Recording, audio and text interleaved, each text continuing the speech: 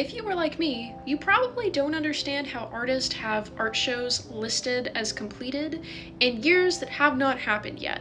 But guess what? I am starting to figure that out, and I'm going to share that with you. Because you see, for me, when I was applying to different exhibits, the application open date and the application end date were the same month. So it would open April 1st, close April 29th or 30th, and then the exhibit would be the following month in May. If you want to participate in exhibits that are in the following year, you cannot look for stuff with a short application window unless the application opens in December. Instead, you need to be looking at stuff that has a long application window. Guess what? I just booked my first exhibit for next year, and the application window was not 2 weeks or 1 month.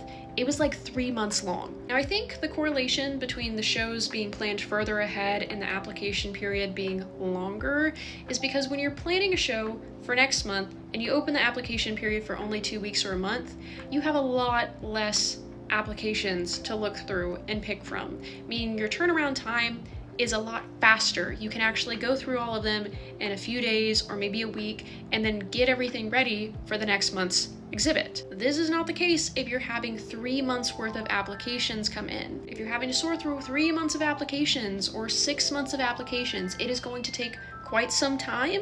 So what I've found is that when the application period is really long, they are going to take several months to review all of those applications, meaning you're going to have that exhibit many months after the application period opens and closes. There was an art fellowship that I was really interested in, and the application opened in February and ended in April. And I thought at the time that it was really weird because they said they do not get back to people until December 1st, meaning it takes them all year to review all of the applications that come in that period. I have not heard back from them yet, and I actually got an email from them saying they're pushing the notification date back. 1, look for shows that happen annually, follow along with all of those deadlines, and make sure that you plan on being a part of that show. And 2, look for open art calls that have a long application window, because more than likely, these are going to have a fairly long jurying period and a later notification date.